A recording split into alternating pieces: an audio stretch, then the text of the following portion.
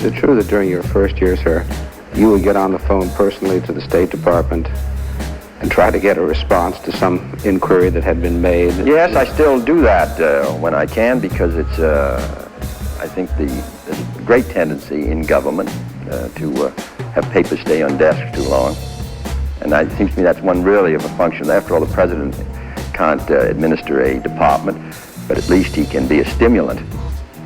Do you recall any response that you received from somebody who wasn't suspecting a phone call in the State Department? Any specific response somebody made to you? No, they always respond. They always say yes, but it takes a little while to get. In 1962, Marilyn Monroe was in emotional free fall. Her career was collapsing. Her studio was trying to fire her. These are costume tests from a film that was never finished and would never be released.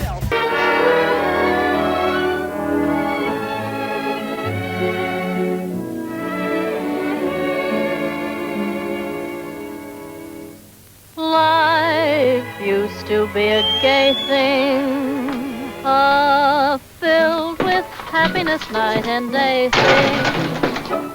It was something. Is there anything I can do for you? What a ridiculous statement. Mr. Grunion, I want you to help me. I have a little sand left. What seems to be the trouble? Some men are following me. And to Miss Monroe, you left a picture to come all the way east, and I can now retire from politics after having had Happy Birthday sung to me in such a sweet... Until you poisoned my... The late Marilyn Monroe. And I thought it was a lark when you kicked me in the park. But now I think it was rude.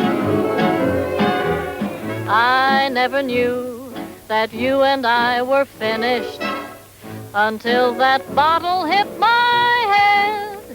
Though I tried to be aloof when you pushed me off the roof, I feel our romance is dead. It wouldn't have been so bad if you told me that someone had suddenly taken my place. Huh. But no, you didn't even scold me. You just tried to disfigure my face. You'll never know how this heart of mine is breaking. It looks so hopeless, but then our life could still be sweet and placid if you just put down that acid and say we're sweethearts again. It's the people. I like the streets. I guess the people and the streets and the atmosphere. I just like it. Mm-hmm. Let me ask you about the singing thing for a little bit. Did you, who are your favorite people to hear sing modern music?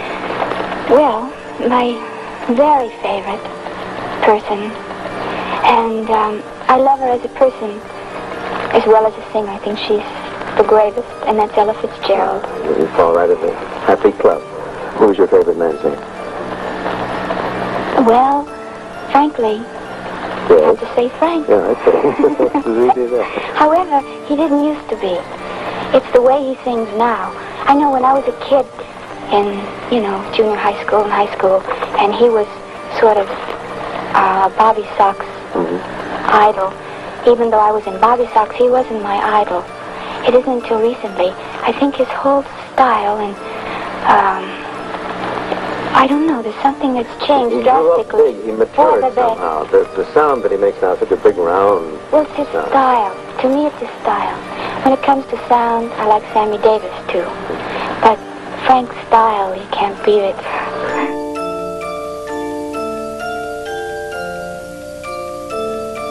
One, two, three. All right, camera.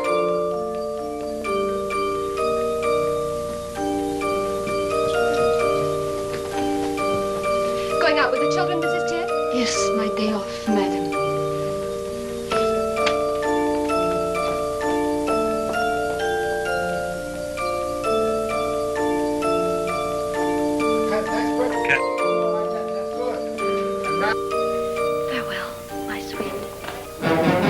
You'll never know how this heart of mine is breaking. It looks so hopeless, but then Our love is great, no love can match it. Darling, please put down that hatchet and say we're sweethearts again.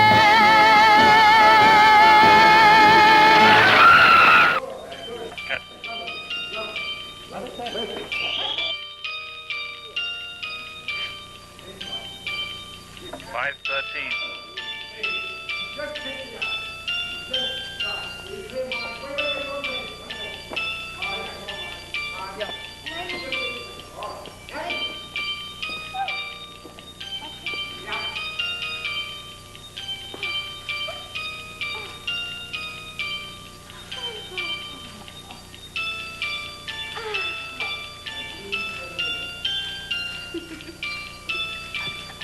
According to her publicist, Rupert Allen, Marilyn was heartbroken as Robert Kennedy had just ended their affair. Some believe that Sinatra, who was a friend of the Kennedys, invited Marilyn to the lodge in an attempt to dissuade her from going public about her relationship with the president and attorney general. But after Marilyn got drunk and belligerent one night, Sinatra gave up on her, and Marilyn swiftly returned to Los Angeles. Only 5 days later, she would be dead.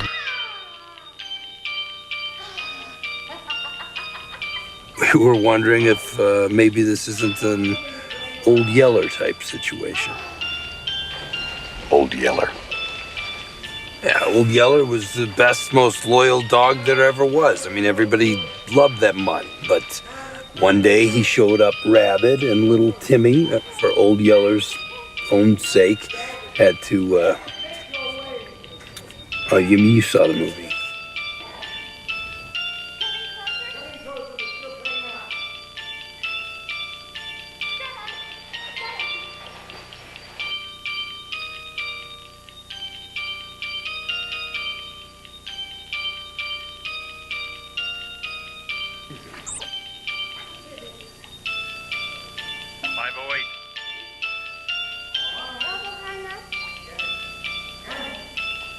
In her vulnerable condition, she'd started to insist to friends that she was going to marry the president.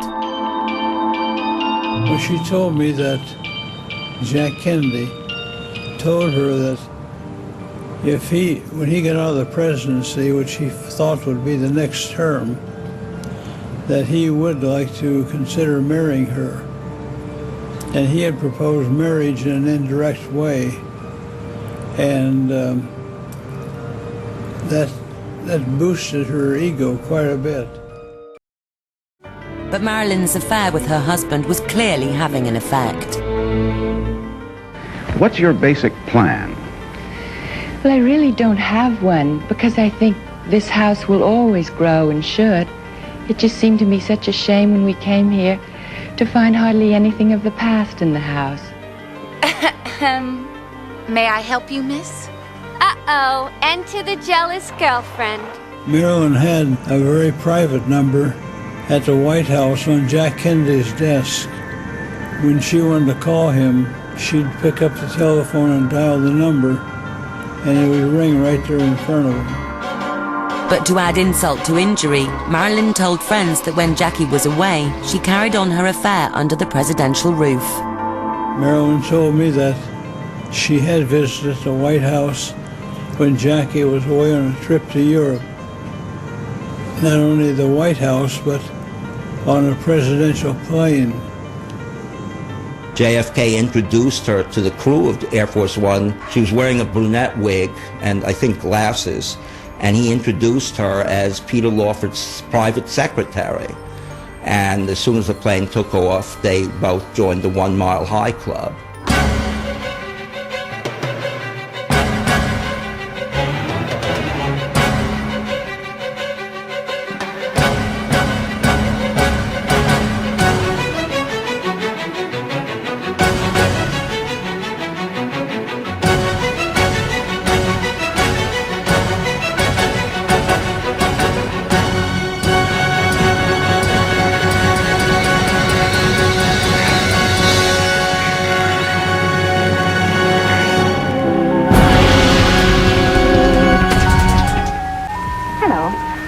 the Home Service Department of Good evening, my fellow citizens.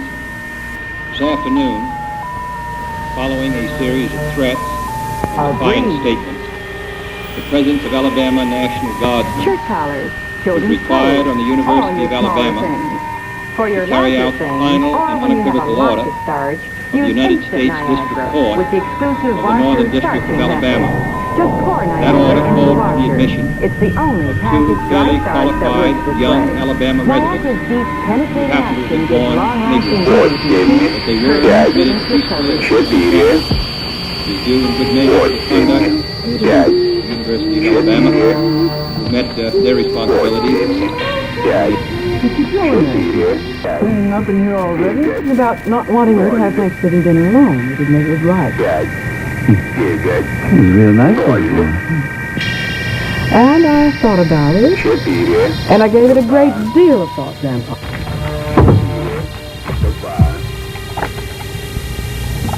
Here is a bulletin from CBS News. In Dallas, Texas, 3 shots were fired at President Kennedy's motorcade in downtown Dallas. The first reports say that President Kennedy has been seriously wounded by this shooting. It takes more than an instant to make a real cup of coffee. In other words, with Minute Brew Nescafe, it takes a little longer, but you get a lot more coffee. If you agree it takes more than an instant to make a real cup of coffee, buy this completely new kind of coffee today. New Minute Brew Nescafe. It's more than an instant, yet costs no more. New Minute Brew Nescafe.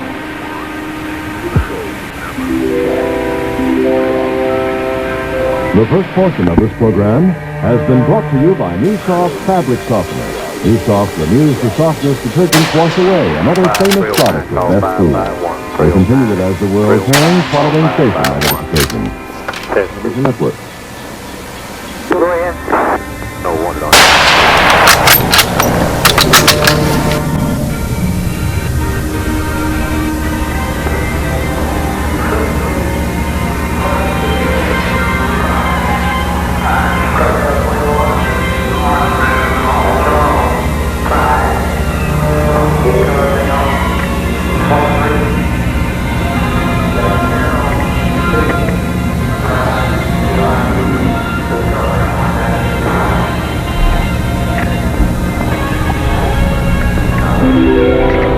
And up.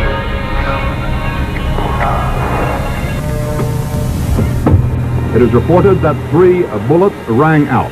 A Secret Service man was heard to shout from the car, "He's dead." Whether he referred to President Kennedy or not is not yet known.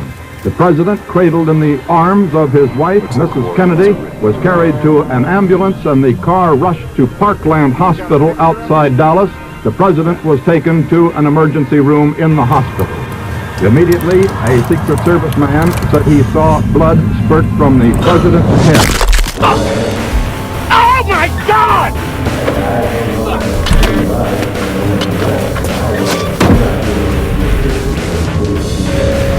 Oh my God!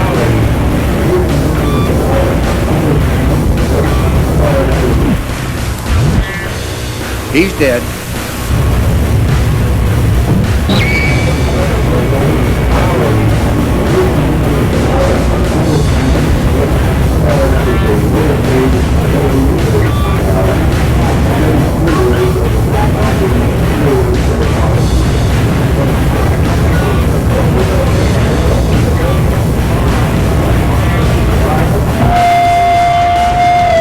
Crime Guide in our newsroom, and there has been an attempt, as perhaps you know now, on the life of President Kennedy, who was wounded in an automobile driving from Dallas Airport into downtown Dallas, along with Governor Connolly of Texas. They've been taken to Parkland Hospital there, where their condition is as yet unknown. Operating room, we do not know what his condition is, but the report is that the president is dead.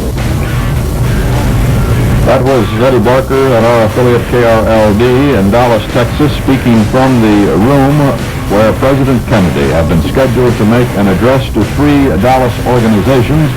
but an assassin's bullets cut him down on the way to that meeting from the airport. Here is what happened this morning just an hour ago. On November 22nd, 1963, John F. Kennedy, the 35th President of the United States, was assassinated while riding in a presidential motorcade through Dealey Plaza in Dallas, Texas. Kennedy was in the vehicle with his wife, Jacqueline, Texas Governor John Connally, and Connally's wife, Nellie, when he was fatally shot from the nearby Texas School Book Depository by former U.S. Marine Lee Harvey Oswald. The motorcade rushed to Parkland Memorial Hospital, where Kennedy was pronounced dead about 30 minutes after the shooting. Connally was also wounded in the attack, but recovered. Vice President Lyndon B. Johnson assumed the presidency upon Kennedy's death. After the assassination, Oswald returned home to retrieve a pistol. He shot lone Dallas policeman J.D. Tippit shortly afterwards. Around 70 minutes after Kennedy and Connally were shot, Oswald was apprehended by the Dallas Police Department and charged under Texas state law with the murders of Kennedy and Tippit. At 11:21 a.m. on November 24th, 1963, as live television cameras covered Oswald being moved through the basement of Dallas Police Headquarters, he was fatally shot by Dallas nightclub owner Jack Ruby. Like Kennedy, Oswald was taken to Parkland Memorial Hospital, where he soon died. Ruby was convicted of Oswald's murder, though the decision was overturned on appeal, and Ruby died in prison in 1967 while awaiting a new trial. After a 10-month investigation, the Warren Commission concluded that Oswald assassinated Kennedy, that Oswald acted entirely alone, and that Ruby acted alone in killing Oswald. 4 years later, New Orleans DA Jim Garrison brought the only trial for Kennedy's murder against businessman Clay Shaw. Shaw was acquitted. Subsequent federal investigations, such as the Rockefeller Commission and Church Committee, agreed with the Warren Commission's general findings. In its 1979 report, the United States House Selected Committee on Assassinations, HSCA, concluded that Kennedy was likely assassinated as a result of a conspiracy. The HSCA did not identify possible conspirators, but concluded that there was a, quote, high probability that 2 gunmen fired at the president. The HSCA's conclusions were largely based on a police dictabelt recording, later debunked by the U.S. Justice Department. Kennedy's assassination is still the subject of widespread debate and has spawned many conspiracy theories and alternative scenarios. Polls have found that a majority of Americans believe there was a conspiracy. The assassination left a profound impact and was the first of 4 major assassinations during the 1960s in the United States, coming 2 years before the assassination of Malcolm X in 1965 and 5 years before the assassinations of Martin Luther King Jr. and Kennedy's brother Robert in 1968. Kennedy was the 4th U.S. president to be assassinated and is the most recent to have died in office. In 1960, John F. Kennedy, then a U.S. Senator from Massachusetts, I just love Massachusetts, was elected the 35th President of the United States alongside Vice President Lyndon B. Johnson. Kennedy's tenure saw the height of the Cold War, and much of his foreign policy was dedicated to countering the Soviet Union and communism. Down the corner I seen another man turning around by the hot dog stand. I said, howdy friend, I guess it's just us two. He screamed, down the road he flew. Scared, thought I was a communist.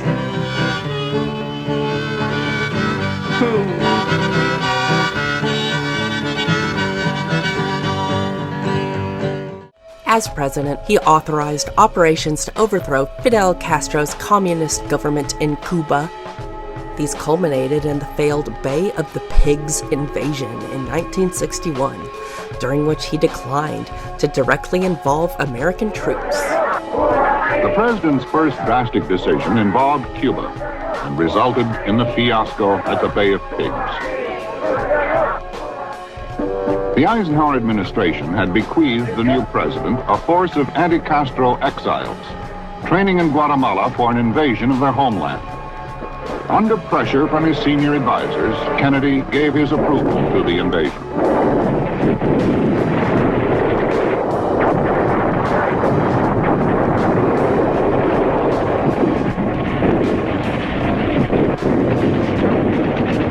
The CIA had organized the training of the guerrillas and had forcefully advocated the invasion. The Joint Chiefs of Staff and the Secretary of Defense had approved its military aspects, and the Secretary of State had approved its political aspects. Yet, everything went wrong.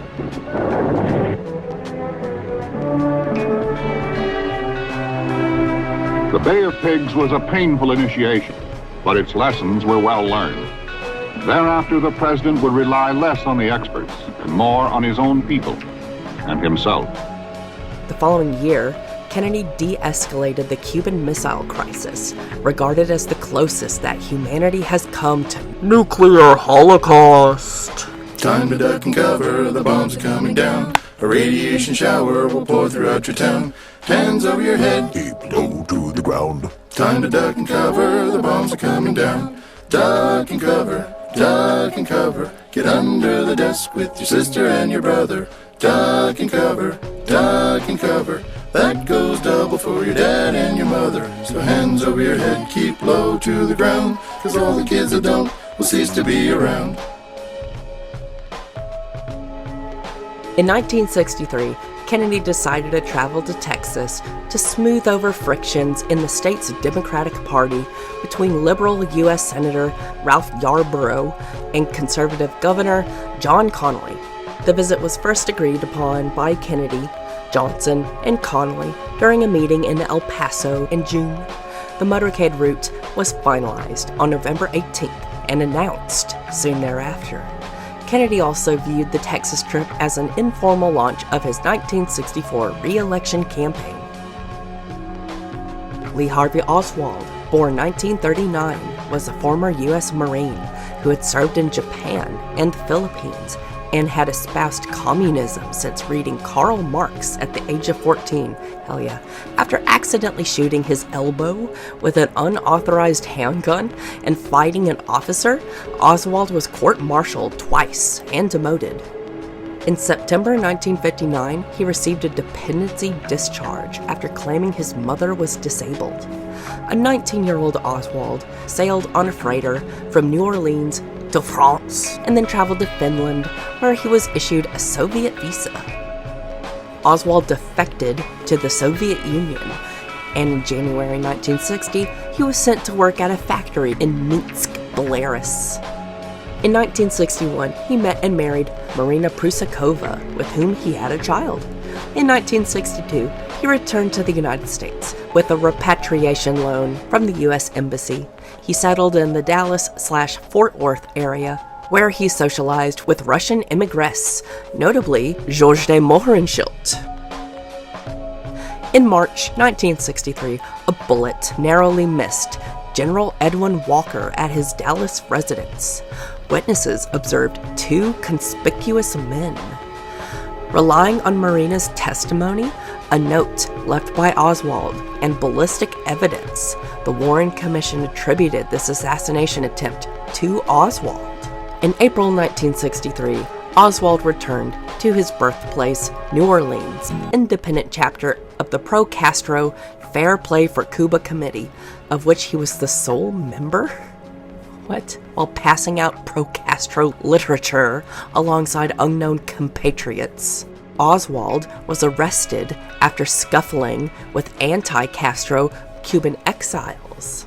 In late September 1963, Oswald traveled to Mexico City, where, according to the Warren Commission, he visited the Soviet and Cuban embassies. The Mexico City trip is contentious An internal House Select Committee of Assassinations, HSCA, report claimed that the embassy visitor was an Oswald imposter. On October 3rd. On October 3rd, he asked me what day it was. It's October 3rd. Oswald returned to Dallas and found work at the Texas School Book Depository on Dealey Plaza. To the book depository! During the work week, he lived separately from Marina at a Dallas rooming house. On the morning of the assassination, he carried a long package, which he told co-workers contained curtain rods, into the depository. The Warren Commission concluded that this package contained Oswald's disassembled rifle.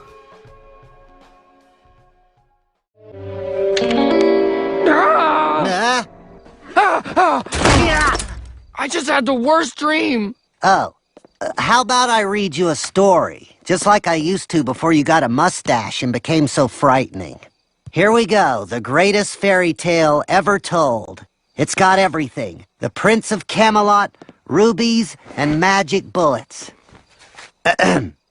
The gloomy, overcast sky had given way to bright sunshine as Air Force One touched down in Dallas. On November 22nd, Air Force One arrived at Dallas Love Field at 11:40 a.m. President Kennedy and the First Lady boarded a 1961 Lincoln Continental convertible limousine to travel to a luncheon at the Dallas Market Center.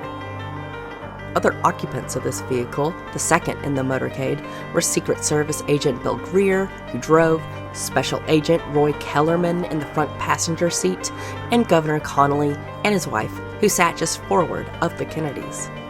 4 Dallas police motorcycle officers accompanied the Kennedy limousine.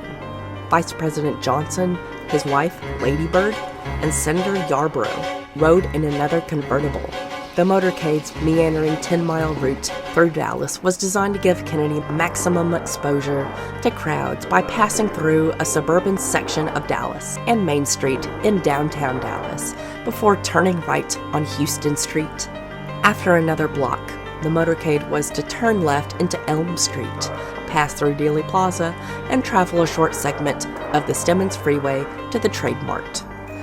The planned route had been reported in newspapers several days in advance. Despite concerns about hostile protesters, Kennedy's UN ambassador, Adlai Stevenson, had been spat on in Dallas in 1961. Kennedy was greeted warmly by enthusiastic crowds. Kennedy's limousine entered Dealey Plaza at 12:30 p.m. Central Standard Time. Nellie Connolly turned and commented to Kennedy, who was sitting behind her, "Mr. President, they can't make you believe now that there are not some in Dallas who love and appreciate you, can they?" Kennedy's reply, "No, they sure can't," were his last words. From Houston Street, the limousine made the planned left turn onto Elm, passing the Texas School Book Depository.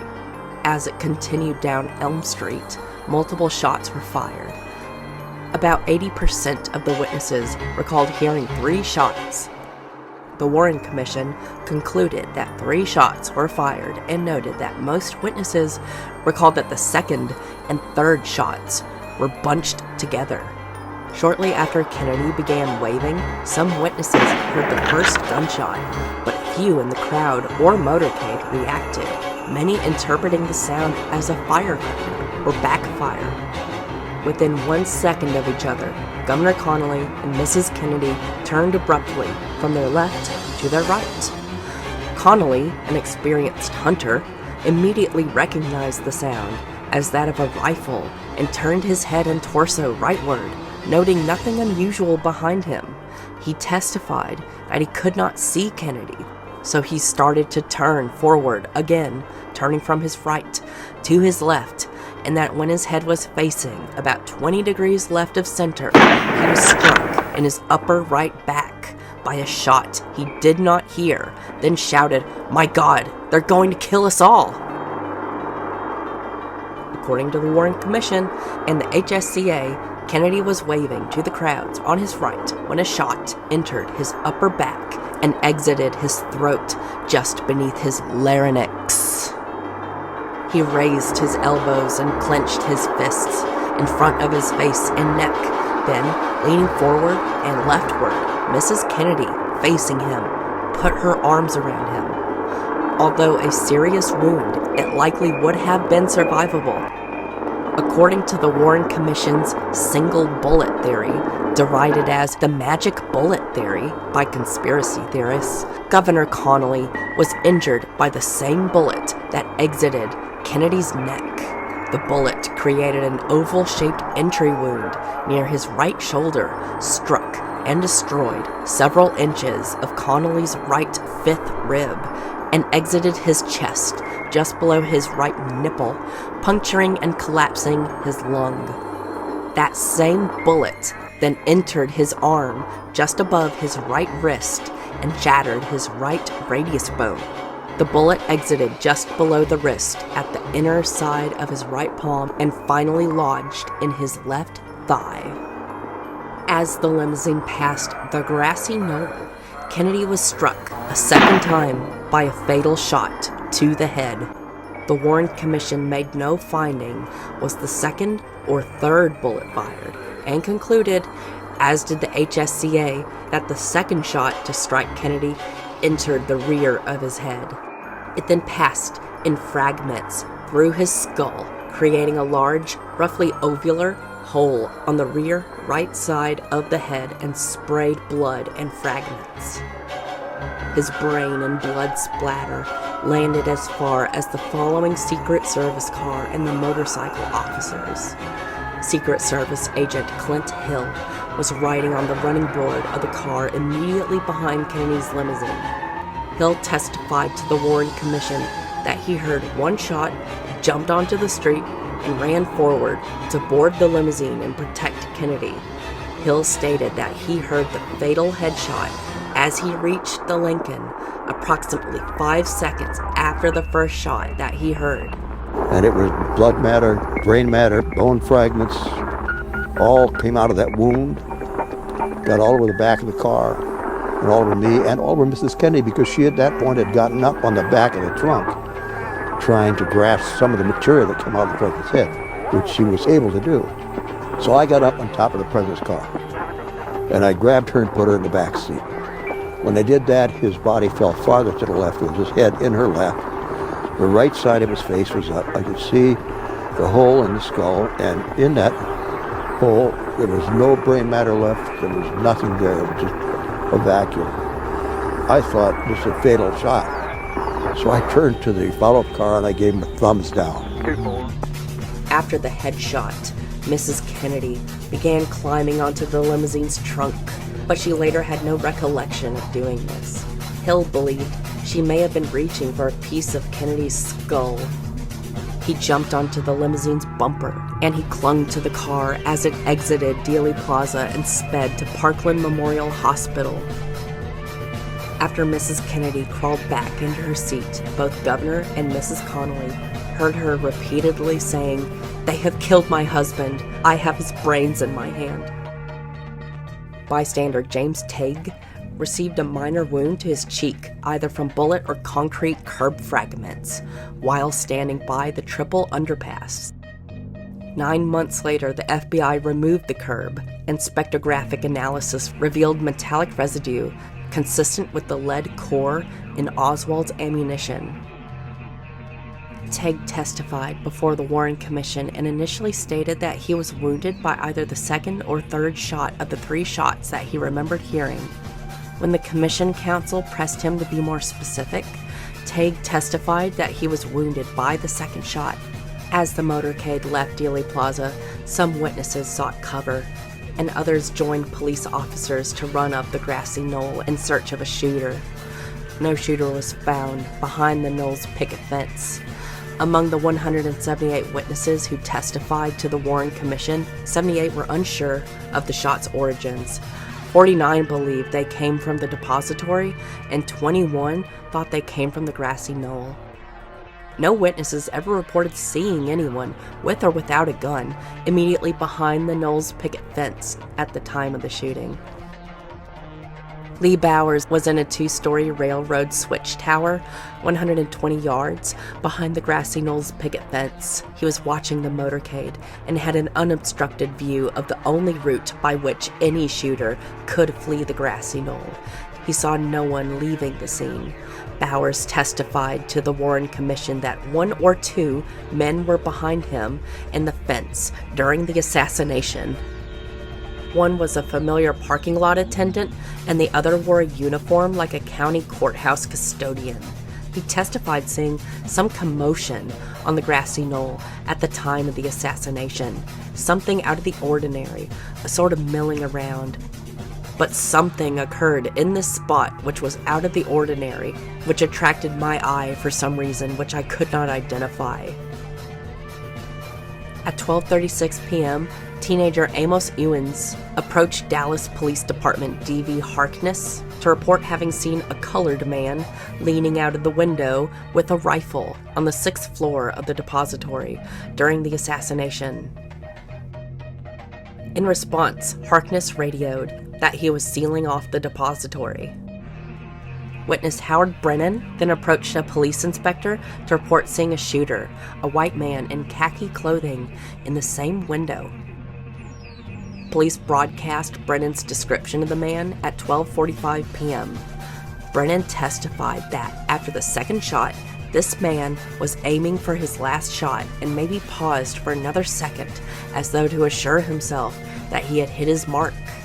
Witness James R. Worrell Jr. also reported seeing a gun barrel emerge from a 6th floor depository window.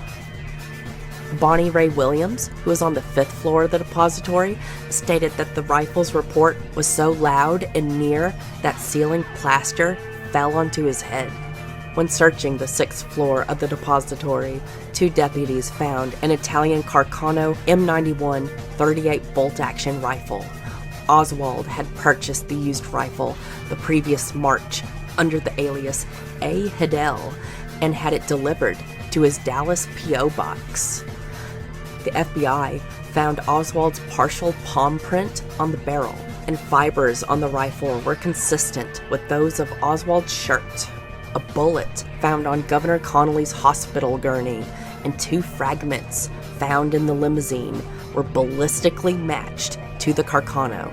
Oswald left the depository and traveled by bus to his boarding house, where he retrieved a jacket and revolver.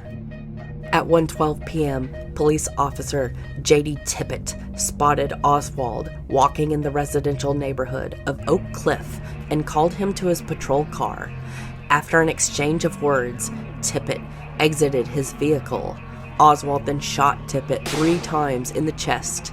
As Tippett lay on the ground, Oswald fired a final shot into Tippett's right temple. Oswald then calmly walked away before running as witnesses emerged. As Dallas police officers conducted a roll call of depository employees, Oswald's supervisor, Roy Truly, realized that Oswald was absent and notified the police. Based on a false identification of Oswald, Dallas police raided a library in Oak Cliff before realizing their mistake. At 1:36 p.m., the police were called after a conspicuous Oswald, tired from running, was seen sneaking into the Texas Theater without paying, the film War is Hell still playing. Dallas policemen arrested Oswald after a brief struggle in which Oswald drew his empty gun. I approached him about 1 foot from him. He jumped out of his seat and held his hands up and says, "This is it." And he hit me in the face with his fist, blooding my nose, and I immediately grabbed him, and he went for his gun that was in his waist. He denied shooting anyone and claimed he was being made a patsy because he had lived in the Soviet Union. At 12:38 p.m., Kennedy arrived in the emergency room of Parkland Memorial Hospital. Although Kennedy was still breathing after the shooting, his personal physician, George Berkeley, immediately saw that survival was impossible. After Parkland surgeons performed futile cardiac massage, Kennedy was pronounced dead at 1:00 p.m., 30 minutes after the shooting.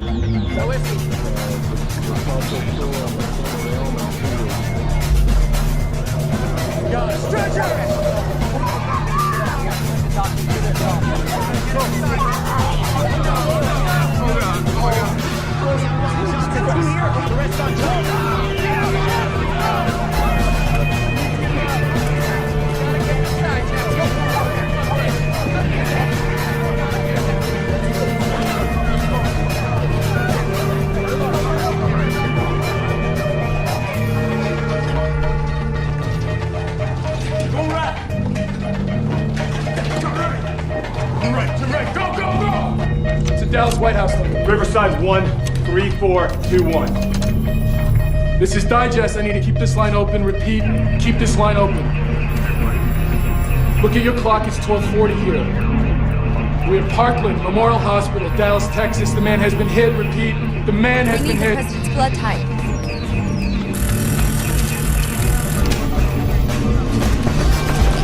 Stay here. All right, positive. We have the blood type.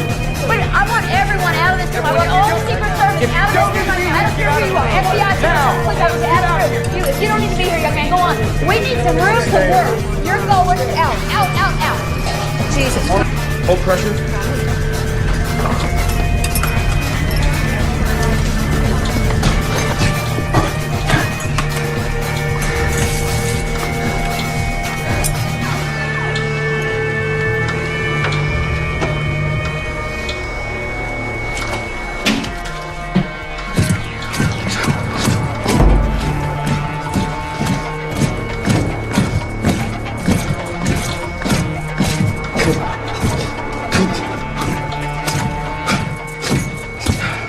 CBS host Walter Cronkite broke the news on live television.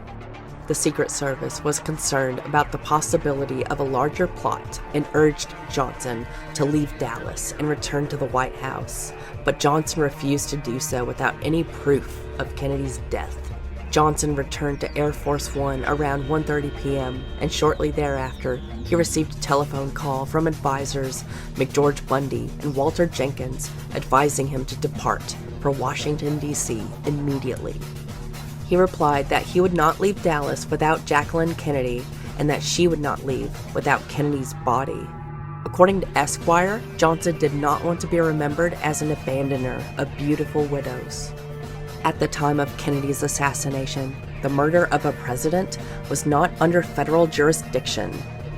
Accordingly, Dallas County Medical Examiner Earl Rose insisted that Texas law required him to perform an autopsy. A heated exchange between Kennedy's aides and Dallas officials nearly erupted into a fist fight before the Texans yielded and allowed Kennedy's body to be transported to Air Force One. At 2:28 p.m., with Jacqueline Kennedy at his side, Johnson was administered the oath of office by federal judge Sarah Timon Hughes aboard Air Force One shortly before departing for Washington with Kennedy's coffin. Kennedy's people, who were very quickly learning they no longer held any authority, tried to protect Jackie from Johnson's request that she be present for the occasion. But she appeared, and quietly, with head bowed, took her place next to him. In the iconic photo, the bloodstains are not visible, but Jackie is central, head tipped toward the judge, her eyes fixed, a portrait of grace, grief, and pain. The flight to Andrews Air Force Base in Maryland was somber. Jackie sat by Kennedy's casket, with Kennedy's people cramming themselves into the tail of the plane to be close by. People came over to offer Jackie condolences, and she met them with a level of compassion that many would remember with awe. In particular, she insisted that an ambulance drive Kennedy's remains to Bethesda Naval Hospital rather than a hearse, and more importantly, she asked Agent William Gear to drive. Gear had been the one driving the car when President Kennedy was shot.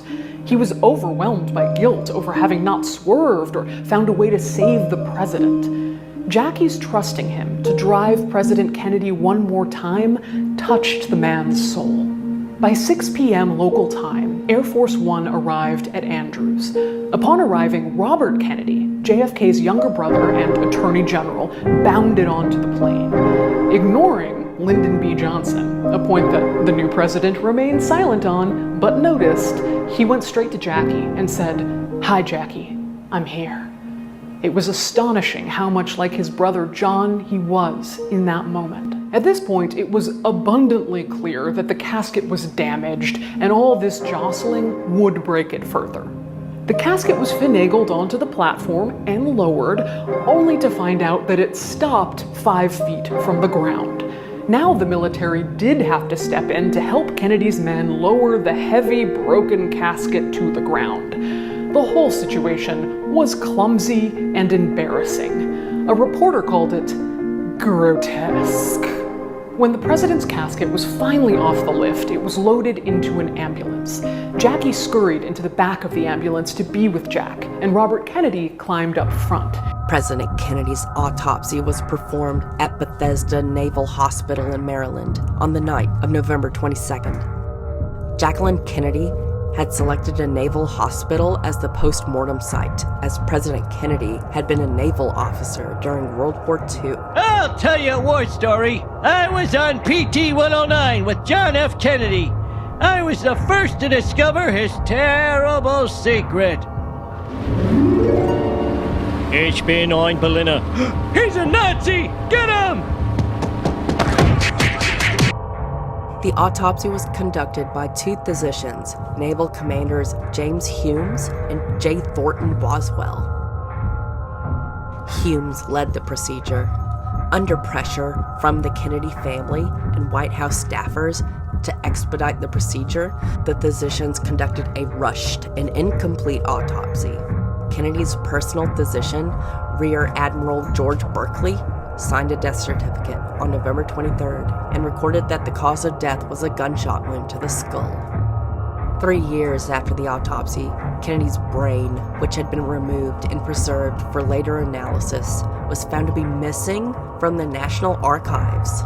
Conspiracy theorists often claim that the brain may have shown that the headshot entered from the front. Alternatively, it has been suggested that the president's brother, Attorney General Robert F. Kennedy, destroyed the brain to hide the extent of the president's chronic illnesses and consequent medication. Some autopsy x-rays and photographs have been lost. Look at me, I'm Davy Crockett. Most historians regard the autopsy as the most botched segment of the government's investigation. The HSCA Forensic Pathology Panel concluded that the autopsy had extensive failings, including failure to take sufficient photographs, failure to determine the exact exit or entry point of the head bullet, not dissecting the back and neck, and neglecting to determine the angles of gunshot injuries relative to body axis. The panel further concluded that the two doctors were not qualified to have conducted a forensic autopsy. Panel member Milton Helpern, chief medical examiner for New York City, said that selecting Humes, who had only taken a single course on forensic pathology, to lead the autopsy was like sending a 7-year-old boy who has taken 3 lessons on the violin over to the New York Philharmonic and expecting him to perform a Tchaikovsky symphony. Following the autopsy, Kennedy lay in repose in the East Room of the White House for 24 hours. President Johnson issued Presidential Proclamation 3561, declaring November 25th to be a national day of mourning and that only essential emergency workers be at their posts. The coffin was then carried on a horse-drawn caisson to the Capitol to lie in state. Hundreds of thousands of mourners lined up to view the guarded casket, with 250,000 passing through the rotunda during the 18 hours of lying in state. Even in the Soviet Union, according to a memo by FBI Director J. Edgar Hoover, news of the assassination was greeted by great shock and consternation, and church bells were tolled in the memory of President Kennedy. Kennedy's funeral service was held on November 25th at St. Matthew's Cathedral, with the Requiem Mass led by Cardinal Richard Cushing. About 1,200 guests, including representatives from over 90 countries, attended. Although there was no formal eulogy, Auxiliary Bishop Philip N. Hannon read excerpts from Kennedy's speeches and writings. After the service, Kennedy was buried at Arlington National Cemetery in Virginia. An eternal flame was lit at his burial site in 1967.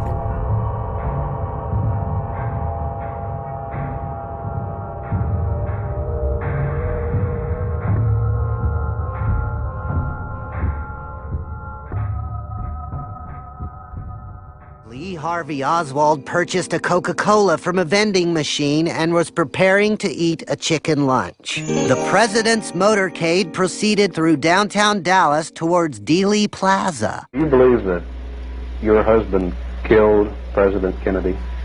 I don't want to believe, but I have too much facts, and facts tell me that Lee shot Kennedy. But later, she came to believe Oswald was set up, as she told NBC News in 1993. Well, he definitely did not fire the shots, according to all the evidence that I have right now. Why the about-face? Former Dallas Morning News reporter Hugh Ainsworth has known Marina for decades. I guess manipulation might be a crude way of putting it, but she certainly changed her mind because of some of the conspiracy theories that have been given to her.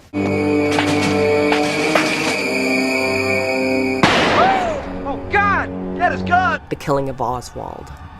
On Sunday, November 24th, at 11:21 a.m., as Oswald was being escorted to a car in the basement of Dallas Police Headquarters for the transfer from the city jail to the county jail, he was shot by Dallas nightclub owner Jack Ruby. The shooting was broadcast live on television. Robert H. Jackson of the Dallas Times-Herald photographed the shooting, for which he was awarded the 1964 Pulitzer Prize for Photography. Wow, does that make him the first person to be murdered live on TV? I want to know, Internet. You tell me. Put the answer on the screen right now. There's an ominous symbol in Lee Harvey Oswald's murder weapon as he is taken to the city jail basement where an armored car is to move him to a maximum security cell. Oswald walks his last mile. His assailant moves in from the right. There is Lee Oswald. He's been shot. He's been shot. Lee Oswald has been shot. Now, from another camera, the motion is slowed. The murderer moves in, and here is the shame of all America as Jack Rubenstein takes the law unto himself. Drifting in and out of consciousness, Oswald was taken by ambulance to Parkland Memorial Hospital. He was treated by the same surgeons who had tried to save Kennedy. The bullet had entered his lower chest, but had not exited. Major heart blood cells, such as the aorta and inferior vena cava, were severed, and the spleen, kidney, and liver were hit. Despite surgical intervention and defibrillation, Oswald died at 1:07 p.m. Arrested immediately after the shooting, Ruby testified to the Warren Commission that he had been distraught by Kennedy's death and that killing Oswald would spare Mrs. Kennedy the discomfiture of coming back to trial. He also stated he shot Oswald on the spur of the moment when the opportunity presented itself, without considering any reason for doing so. No, sir, I'm not a communist, and I think that the red herring and so forth is rather ridiculous to toss into this conversation. Then are you a Marxist? Well, I have studied Marxist philosophy, yes, sir, and also other philosophers. But are you a Marxist? I think you did admit on an earlier radio interview that you consider yourself a Marxist. Oh, I would very definitely say that I am a Marxist. That is correct. But that does not mean, however, that I'm a communist. What is the difference between the two? Well, there's a great deal of difference. Several American parties in several countries are based on Marxism, such as Ghana. Certain countries have characteristics of a socialist system, such as Great Britain with its socialized medicine. These, then, are the differences between an outright communist country and countries which adhere to leftist or Marxist principles. In your work with the Fair Play for Cuba Committee, what are you advocating? We advocate restoration of diplomatic, trade, and tourist relations with Cuba. I went in to see Oswald, and I asked him about his eye, and he said that was when he was punched out and knocked down, wrestled down. The next question, why did you kill Officer Tippit? And he threw the question right back at me. He said, someone get killed? Policeman get killed? And at that time, he had this little smirk on him, and I wanted to hit him, but I didn't. Then all of a sudden, it dawned on me he wasn't sweating. Not a drop of sweat on him. He was calmer than all the people around him, Secret Service, police, FBI, district attorney, everybody was in that office. While he didn't admit anything and didn't confess to anything, he was a type of individual that you'd had to prove to him that we could make a case on him. And this is not unusual. This is very common among people that commit crime. Then he was asked, is it true that when you was arrested you had a picture ID on there with the A. Heidel on it? He said, I believe that's correct. And he asked, well, how do you explain that? And he says, I don't. He just cut it off like that. Here comes Oswald down the hall again. Did you buy that rifle? Just dispatches you people have been given, but I emphatically deny these charges. What Oswald's interrogation shows is a very consistent pattern to hide a single fact through lies. That single fact was his ownership of the rifle. When he lied about the backyard photograph, it was to hide the fact he had a rifle. When he lied that he had ever used the alias Hidel, it was to hide the fact that he had ordered the rifle. You could go through the interrogation point by point and see that Oswald will be truthful up until it comes to the rifle. The point of the rifle, he hides his ownership of it. Now we're talking about the assassination weapon, and lying consistently to hide that shows, in my opinion, a consciousness of guilt on Oswald's part. I don't know what this is all about. Kill the president? No, sir, I didn't. People keep asking me that. Sir? Did you shoot the president? I work in that building. Were you in the building at the time? Naturally, if I work in that building, yes, sir. Back up, man. Did you shoot the president? No, they're taking me in because of the fact that I lived in the Soviet Union. I'm just a patsy.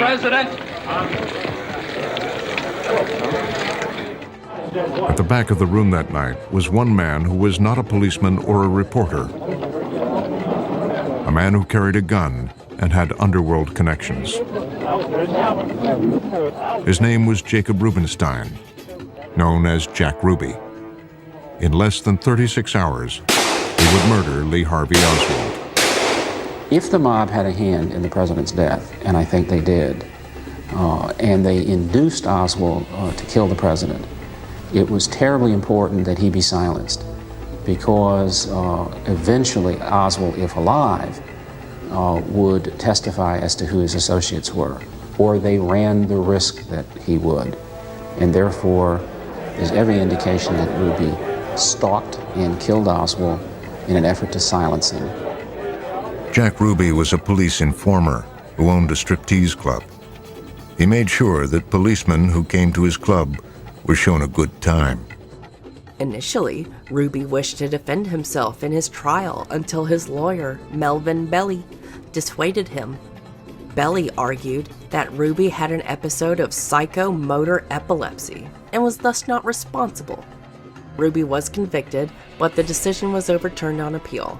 While waiting retrial in 1967, Ruby died of a pulmonary embolism secondary to cancer. Like Oswald and Kennedy, Ruby was declared dead at Parkland Hospital. Standing on the pergola wall, some 65 feet from the road, Abraham Zapruder recorded Kennedy's killing on 26 seconds of silent 8mm film known as the Zapruder film. Frame 313 captures the exact moment at which Kennedy's head explodes. Life magazine published frame enlargements from the Zapruder film shortly after the assassination. The footage itself was first publicly shown in the 1969 trial of Clay Shaw and on television in 1975 by Geraldo Rivera. Just 7 seconds before the first shot is fired, something moves in the corner window.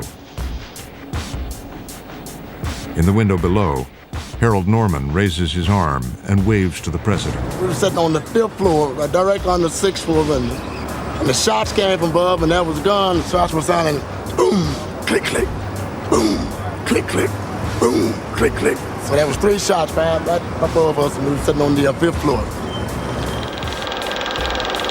Frame by frame, the tragedy unfolds in the 21 seconds of 8mm film shot by Abraham Zapruder.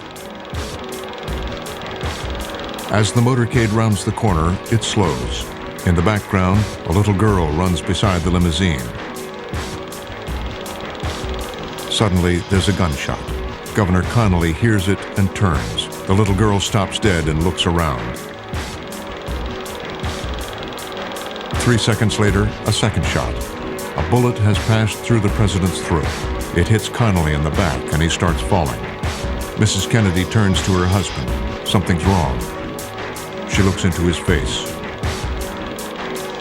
The fatal headshot.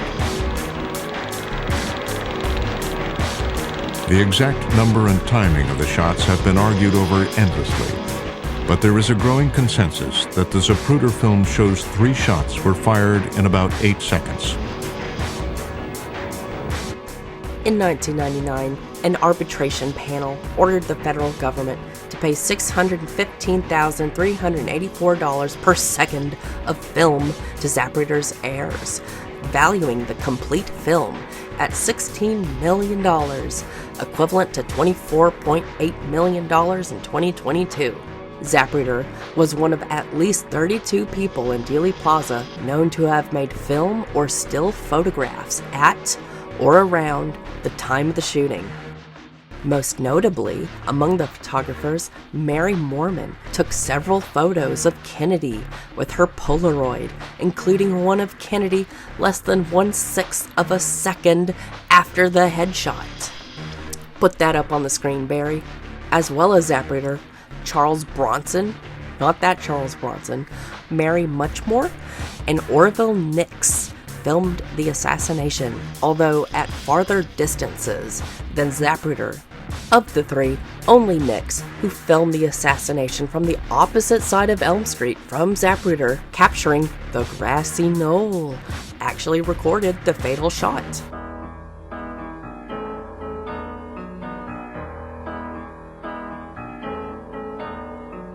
When you're alone and life is making you lonely, you can always go downtown. When you've got worries, all the noise and the hurry seems to help, I know. Downtown, just listen to the music of the traffic in the city. Linger on the sidewalk where the neon signs are pretty. How can you lose? The lights are much brighter there. You can't forget all your troubles, forget all your cares, so go downtown. Things will be great when you're downtown. No finer place for sure, downtown. Everything's waiting for you. Downtown. Don't hang around and let. In 1966, Nix claimed that after he gave the film to the FBI, the duplicate that they returned had frames missing or ruined. Although lower quality duplicates exist, the original film has been missing since 1978. Previously unknown footage filmed by George Jeffries was released in 2007, recorded a few blocks before the shooting. The film captures Kennedy's bunched suit jacket, explaining the discrepancies between the location of the bullet hole in Kennedy's back and his jacket. Some films and photographs captured an unidentified woman apparently filming the assassination. Researchers have nicknamed her the Babushka Lady due to the shawl around her head. In 1978, Gordon Arnold came forward and claimed that he had filmed the assassination from the grassy knoll and that a police officer had confiscated his film. Arnold is not visible in any photographs taken of the area, reclaiming history called conclusive photographic proof that Arnold's story was fabricated. At the Dallas Police Headquarters, officers interrogated Oswald about the shootings of Kennedy and Tippit. These intermittent interviews lasted for approximately 12 hours between 12:30 p.m. on November 22nd and 11 a.m. on November 24th. Throughout, Oswald denied any involvement and resorted to statements that were found to be false. Captain J.W. Fritz of the Homicide and Robbery Bureau did most of the questioning and kept only rudimentary notes. Days later, Fritz wrote a report of the interrogation from notes he made afterwards. There were no stenographic or tape recordings. Representatives of other law enforcement agencies were also present, including the FBI and the Secret Service, and occasionally participated in the questioning. Several of the FBI agents who were present wrote contemporaneous reports of the interrogation. On the evening of November 22nd, Dallas police performed paraffin tests on Oswald's hands and right cheek in an effort to establish whether or not he had recently fired a weapon. The results were positive for the hands and negative for the right cheek. Such tests were unreliable, and the Warren Commission did not rely on these results. The Dallas police forced Oswald to hold a press conference after midnight on November 23rd and, early in the investigation, made many leaks to the media. Their conduct angered Johnson, who instructed the FBI to tell them to stop talking about the assassination. It's a secret. Shut up. Dallas police, after the FBI expressed concerns that someone might try to kill Oswald, assured federal authorities that they would provide him adequate protection. The FBI immediately launched an investigation into the assassination, relying on a federal statute that forbade assaulting a federal officer. Within 24 hours of the killing, FBI Director Hoover sent President Johnson a preliminary report finding that Oswald was the sole culprit.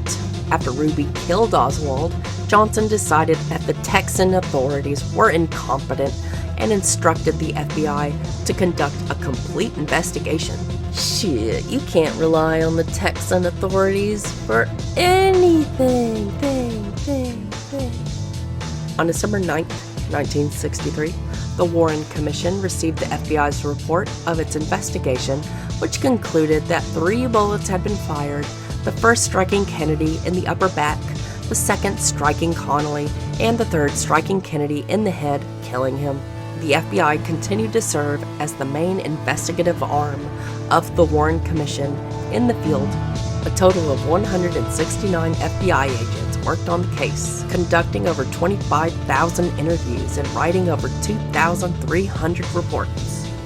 The thoroughness of the FBI's investigation is contested. Bugliosi applauded its quality and cites conspiracy theorist Harrison Edward Livingstone's praise of the FBI's commitment to following all leads. In its 1979 report, the HSCA found that the FBI's investigation of pro- and anti-Castro Cubans and any connection to Oswald or Ruby was insufficient. The HSCA also noted that Hoover seemed determined to make the case against Oswald as the lone assassin within 24 hours of the assassination. On November 29th, President Johnson established by executive order the President's Commission on the Assassination of President Kennedy and selected Chief Justice Earl Warren of the U.S. Supreme Court to chair the investigation, commonly known as the Warren Commission. Its 888-page final report was presented to Johnson on September 24, 1964, and made public 3 days later.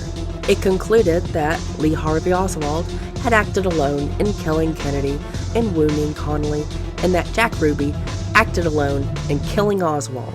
It made no conclusions as to Oswald's motive, but noted his Marxism, anti-authoritarianism, violent tendencies, failure to form personal relationships, and his desire to be significant in history. Upon examining the Zapruder film, Commission staffers realized that the FBI's gunshot theory was impossible. The reaction times of Kennedy and Connally were too close to have been caused by 2 bullets from Oswald. The reaction interval was less than the 2.3 seconds that it took to reload. This was one of the Commission's most crucial findings, that a single shot caused the non-fatal wounds of Kennedy and Connally, known as the single bullet theory. In May 1964, staffer Arlen Specter replicated the single bullet's trajectory via a reenactment in Dealey Plaza.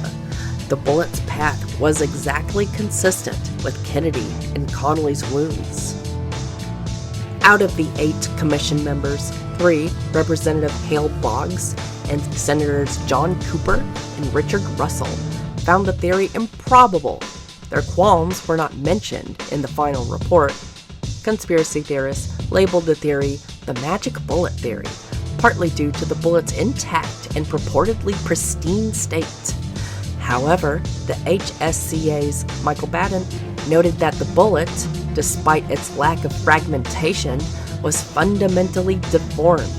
In 2023, Secret Service agent Paul Landis, who had stood on the running board of Kennedy's car, told the New York Times that he retrieved the magic bullet from immediately behind Kennedy's seat upon arrival at Parkland, and that he placed it on Kennedy's stretcher. Landis believes that the bullet dislodged from a shallow wound in Kennedy's back. As well as the Warren Report's 27 published volumes, the Commission created hundreds of thousands of pages of investigative reports and documents. Roman Morin stated that never in history was a crime probed as intensely. Bugliosi concluded that the Commission's basic findings have held up remarkably well. According to Gerald Posner, the Warren Report is universally derided by the American public. Walter Cronkite noted that, although the Warren Commission had full power to conduct its own independent investigation, it permitted the FBI and the CIA to investigate themselves, and so cast a permanent shadow on the answers. According to a 2014 report by CIA Chief Historian David Robarge, then CIA Director John A. McConey was involved in a benign cover-up by withholding information from the Commission. On March 22, 1967, New Orleans District Attorney Jim Garrison arrested and charged New Orleans businessman Clay Shaw with conspiring to assassinate President Kennedy with the help of Oswald, David Ferry, and others. A respected businessman who had helped renovate and preserve the French Quarter, Shaw was described as the unlikeliest villain since Oscar Wilde. Both Shaw and the neurotic, avidly anti-Castro Ferry were members of the New Orleans gay community. Ferry died, possibly by suicide, 4 days after news of the investigation broke. On The Tonight Show, starring Johnny Carson in 1968, Garrison first publicly alleged that Shaw and Ferry had been part of a larger CIA scheme to kill Kennedy and frame Oswald.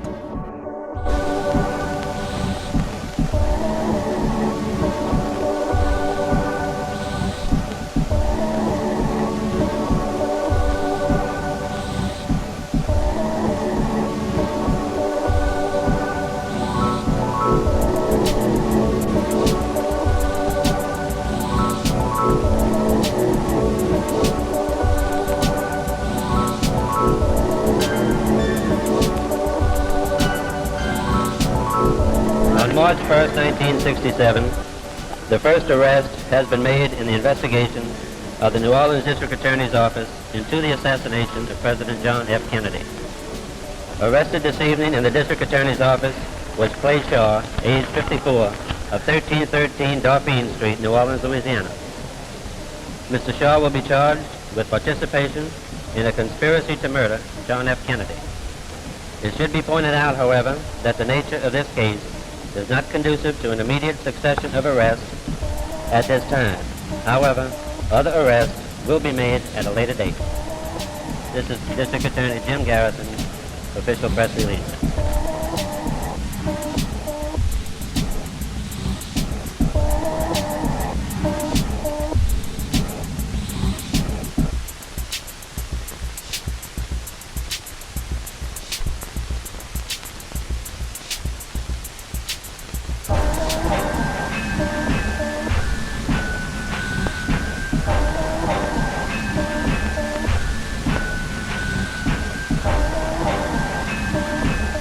The situation speaks for itself. We made an arrest. There will be more arrests. And I have no doubts whatsoever about the case. I said this some time ago, and I meant it. And when I say there will be other arrests, I mean that, and they will stand up. Has Mr. Shaw professed his innocence? No comment about that. I believe you're on a lie detector test. I don't want to comment in any way on Mr. Shaw because I want to lean over backwards, not to...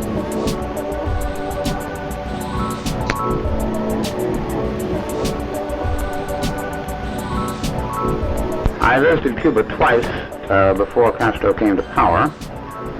When he came to power, I think I felt, with a great many other people, that it was high time there was a change in Cuba.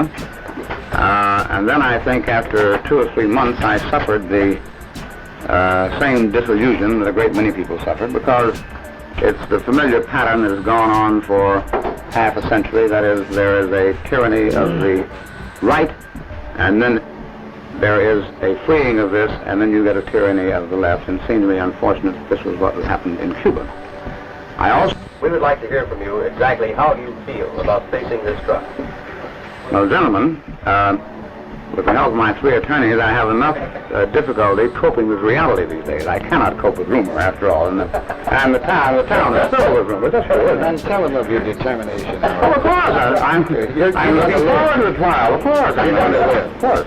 I've told them once before, you're healthy now, and we're going to keep you healthy, and you will remain healthy. God willing. God willing, yes, because it's in the hands of God always. No one knows what tomorrow holds for them.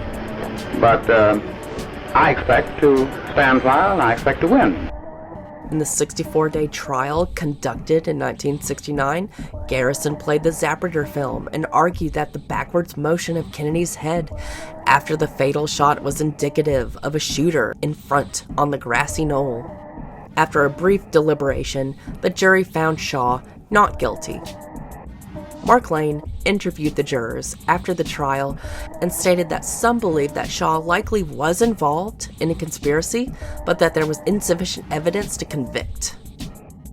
Lane's claims have been disputed by playwright James Kirkwood, a personal friend of Clay Shaw, who said that he met several jurors who denied ever speaking to Lane. Kirkwood also questioned Lane's claim that the jury believed that there was a conspiracy. Jury foreman Sidney Hebert told Kirkwood, "I didn't think too much of the Warren report either until the trial. Now I think a lot more of it than I did before."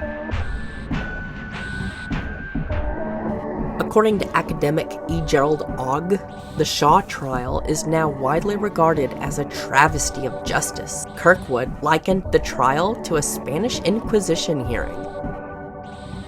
Other observers have characterized the proceedings as relying on homophobia. It remains the only trial to be brought for the Kennedy assassination. In 1979, former CIA Director Richard Helms testified that Shaw had been a part-time contact of the Domestic Contact Service of the CIA, through which Shaw volunteered information from his travels abroad, mostly to Latin America. However, according to Max Holland, some 150,000 Americans were contacts. In 1993, the PBS program Frontline obtained a 1955 group photograph that featured Ferry and Oswald together at a 1955 cookout for the Civil Air Patrol. Ferry had denied ever knowing Oswald. Excluding Chief Justice Warren, the members of the Warren Commission did not view the photographs or x-rays taken during Kennedy's autopsy. According to Warren, this was to avoid having to publicly release the explicit material to sensation mongers. Hey, that's me, you're watching that right now. Barry put a picture of Kennedy dead on the screen. Now get a picture of him looking really twinky in a swimsuit. Boy. Due to persistent speculation, in February 1968, Attorney General Ramsey Clark convened a panel of 4 medical experts to examine the photographs and x-rays from the Kennedy autopsy. Their findings concurred with the Warren Commission. Kennedy was struck by 2 bullets, both from behind.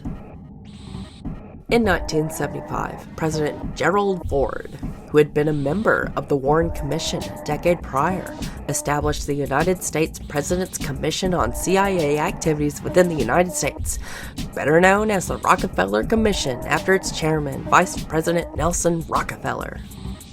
The commission received a mandate to determine if any domestic activities by the CIA were unlawful and to make appropriate recommendations. Accordingly, it also re-examined the Kennedy assassination. Guys, I think it's time that we rethink the Kennedy assassination. After 5 months of investigation, the Rockefeller Commission submitted its report to President Ford. The report reviewed the medical evidence and agreed that Kennedy had been killed by 2 shots from behind. Refuting Garrison's claims that the backwards motion of Kennedy's head seen on the Zapruder film was indicative of a grassy knoll shooter, the commission found that such a motion would be caused by a violent straightening and stiffening of the entire body as a result of a seizure-like neuromuscular reaction to major damage inflicted to nerve centers in the brain. The later HSCA also suggested that the propulsive effect resulting from brain matter ejected from the exit wound may have been responsible. Pathologist Vincent DeMaio testified before the HSCA that a transfer of momentum from a grassy knoll bullet was unfounded and something from Arnold Schwarzenegger pictures. The Rockefeller Commission also sought to determine whether CIA operatives, particularly Howard Hunt and Frank Sturgis, were present in Dealey Plaza during the assassination, and whether these men were among the 3 tramps pictured shortly after the assassination. The commission found no evidence for these claims. It also inquired into purported connections between the CIA and Oswald and Ruby, from which it found no evidence and concluded was far-fetched speculation. They concluded that there was no credible evidence of CIA involvement. Oswald's death prompted more conspiracy theories, many pointing to Cuba.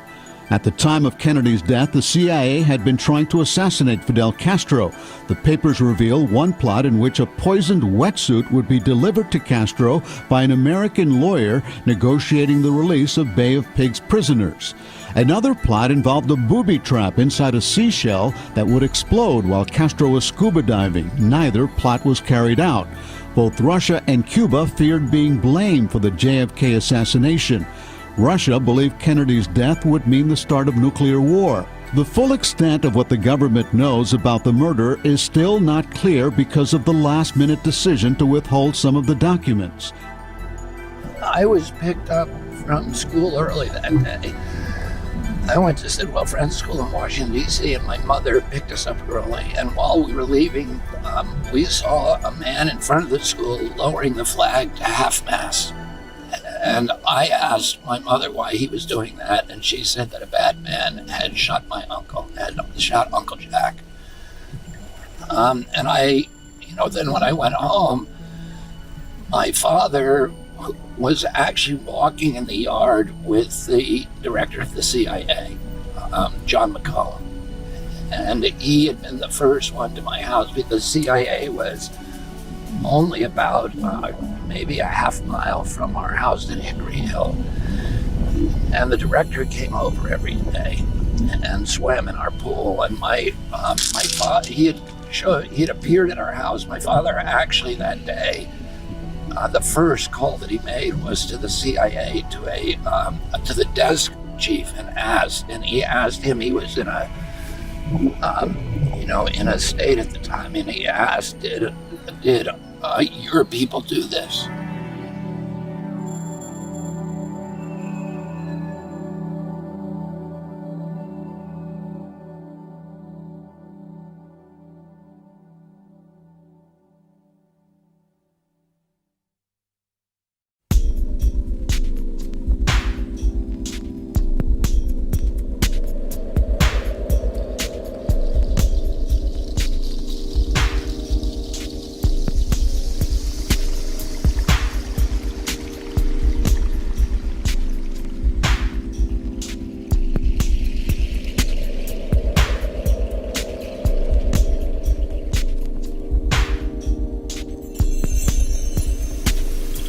So, my thanks to all of you, and now let's on to Chicago and let's win there.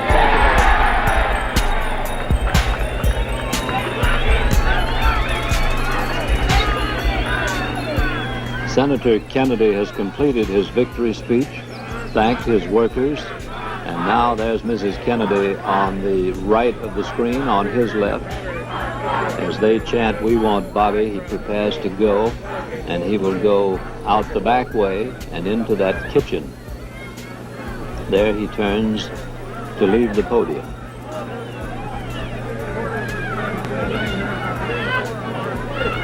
Now he's disappeared from our view. That tall man whose back is to us is one of his bodyguards, Roosevelt Greer.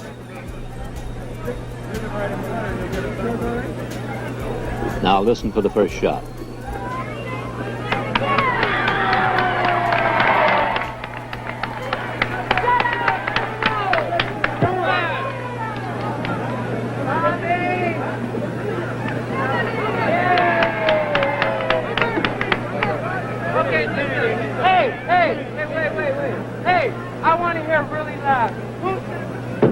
That was the first shot.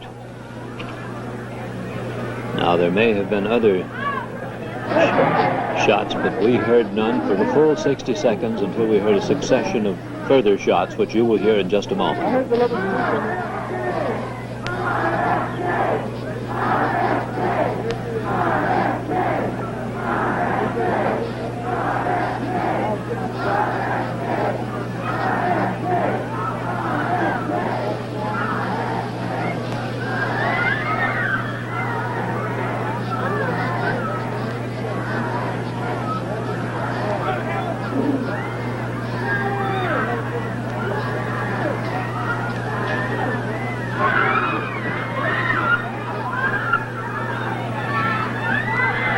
Now the other shots are coming. There.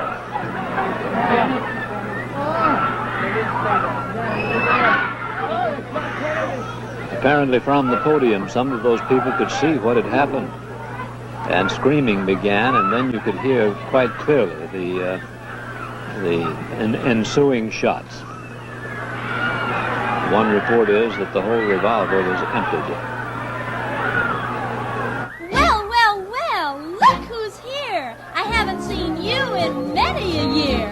If